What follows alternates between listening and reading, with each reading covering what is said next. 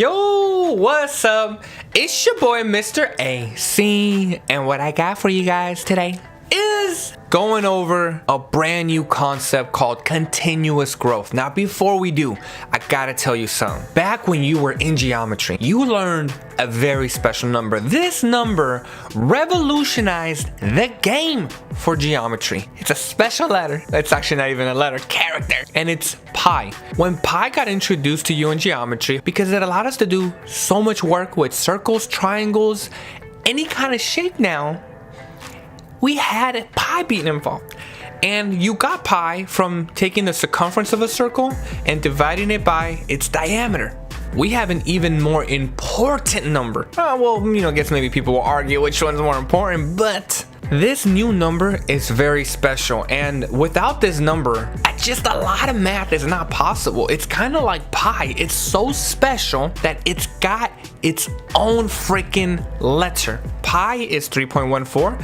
Let me talk to you about continuous growth. Let's go ahead and dive in. When you go to pre-calculus, you're gonna learn where this number comes from, and you're gonna dive really deep into how it's formed. In this video, we're not gonna go over how it's formed because that would take really long and it can get kind of confusing. My hope is that you at least know what it is, you know how to use it, and then you're able to at least apply it in some problems, and that's kind of good enough for us right now. So if you take a look, this is the formula, and it looks a little funky, but nonetheless, this is what I really just want you to know, all right? Is this right here, E, just like pi, pi was 3.14, and it went on.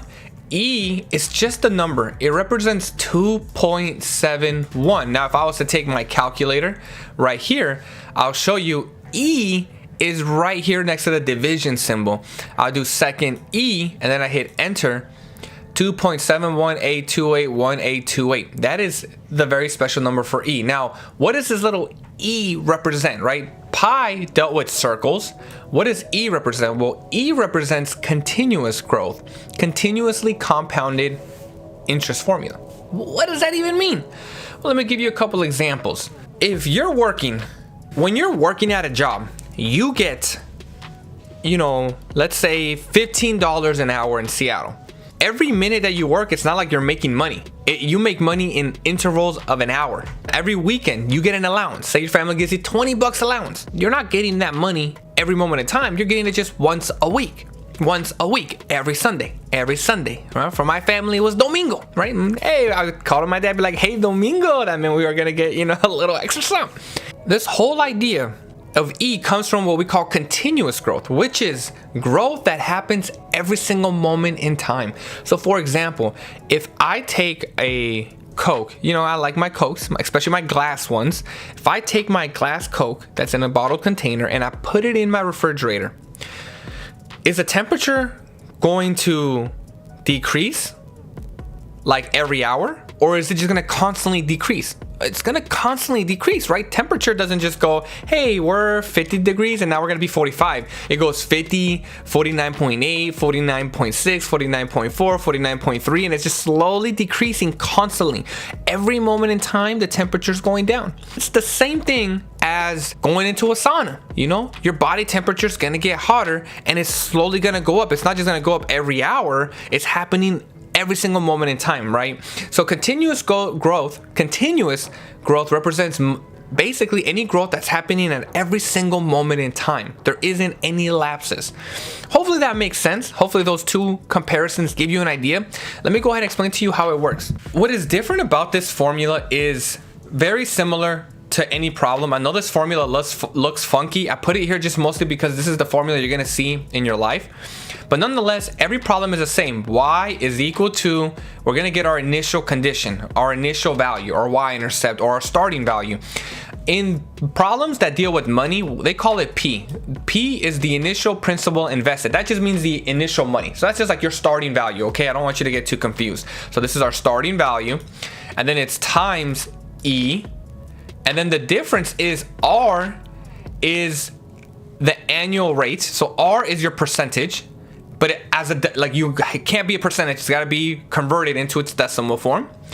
So the rate goes up here and then it's multiplied with time. So hey, how much is something growing after 3 months? So if you notice, this is different approach than what we did with the other problems. So And then the A is the value of the account. Basically, it's our Y value. All right, so just know the Y value, the T is like the X value, the P is our starting value, and the only thing hopefully different is setting up your continuous growth model.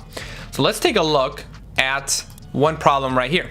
Interest compounded continuously. So now we know, hey, this is compounded continuously. I need to use the formula that's up here. Regina invests $12,600 in an account that earns 3.2% annual interest. So she's investing $12,600. That is our starting point.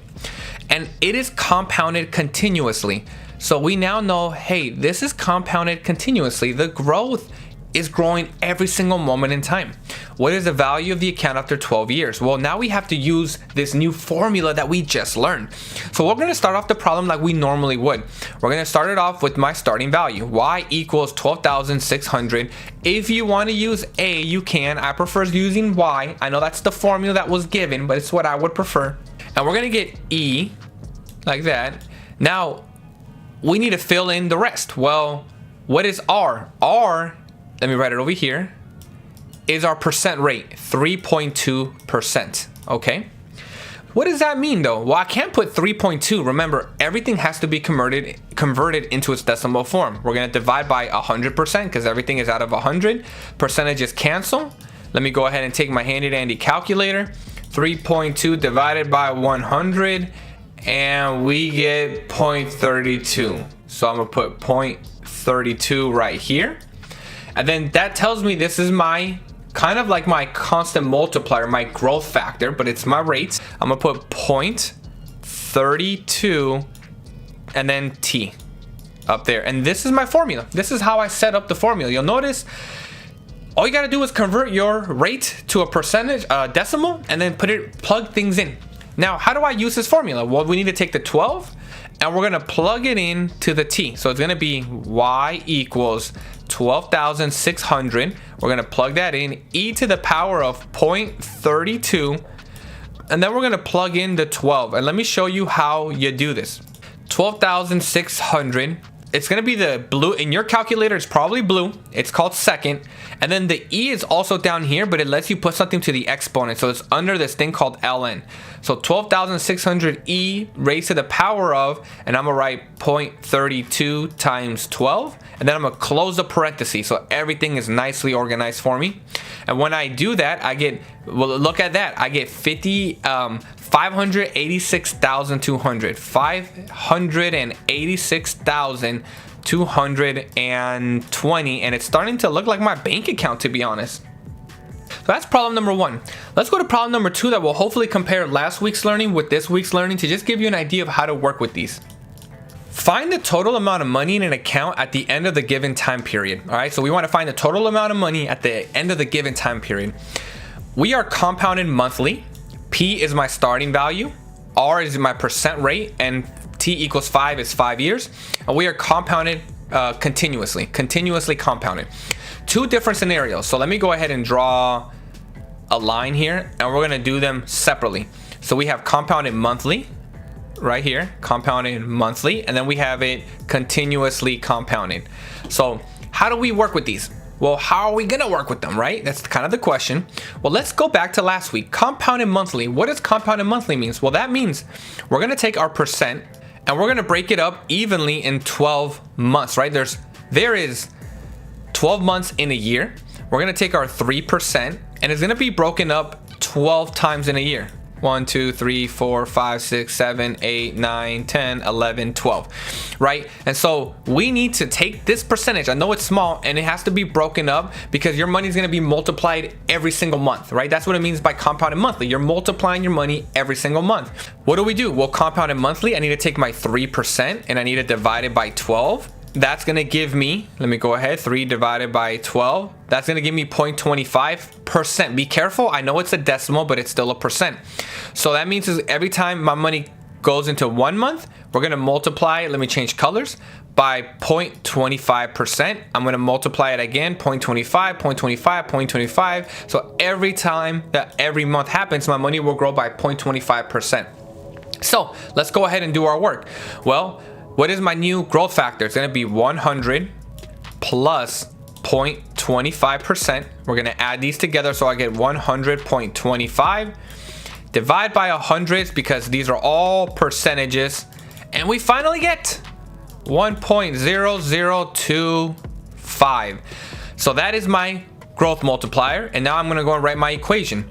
Y is equal to $2,000, boom, boom, boom, 1.0025, and this is gonna be raised to the power of X or T. I'm gonna use T for time, and then I need to plug in 5 years into here, right? And I'm gonna just do that on my calculator, and let's go ahead and find out what that will be. So I'm gonna get 2,000, 1.0025 raised to the power of 5. Raised to the power of 5, and we get 2025.12. So 2025.12. So that's how much money grew in this account, compounded monthly. Now, if it was compounded quarterly, I would divide the 3 by 4. If it was compounded 30 times, I would divide by 30. So like the compound just tells you how much times you need to, how many times you're going to multiply it within a year. Well, let's go to continuous growth. Continuous means it's happening every moment in time. So that means I have to use this formula. I'm gonna just write over here in the corner. Boom. It's the one that we covered just a moment ago. Well, let's go ahead and set it up. Y is equal to, let me change it to baby blue because it just looks more beautiful to me. $1,500. That's $1,500 right here. E to the power of, well, what is my rate? Well, let me write it in the corner. My rate is 1.5%. Notice how I don't even need to add 100 plus this or anything like that. The E has everything like that already built in. The E is for its own separate continuous growth model. We divide by 100 so that we can turn it into a decimal, right? And we get 1.5 divided by 100%. Whoa, I almost did 1,000. 0.015. 0.015. So now I can go to my equation, right? 0.015 and then times T. And there's my equation. I'm done. All I need to do now is plug my 6 years into this, and I'm gonna get my formula just so that I don't run out of space. So let's go ahead and plug it into the calculator, 1,500, and then we're gonna get the E model. Remember second E, and it's gonna be 0.015 times 6. Close the parenthesis, and we're going to get 1,641. So 1,641.26. Okay. Now let me make a note of this. Now I want you to think about this for a moment, because sometimes this can get confusing. Continuous compounds should grow way faster. All right. The reason why it should grow way faster is for this reason. When you are growing every moment in time, you're gonna grow super fast. Compound monthly is only gonna grow every month, 12 times in a month compared to every moment in time. So if you kind of look, the rates are really small. Obviously, continuous is even half of 3%. And compounded monthly, they started with 2,000, and in 5 years they got to 2,025. They only grew $25. Okay. If you look at continuous with even half the rate as the previous problem, it already grew by $141. You can see how continuous is going to grow way faster than this one. Just even when it's less money and a smaller percentage, it's still going to grow more money. So at some point, you should expect compounded continuous to completely outgrow the scenario up above, even though this has a higher percent rate and a higher starting value, because one is growing money monthly, the other is growing it continuously every moment in time. So hopefully you guys enjoyed. I'm out. Take care. Capiche.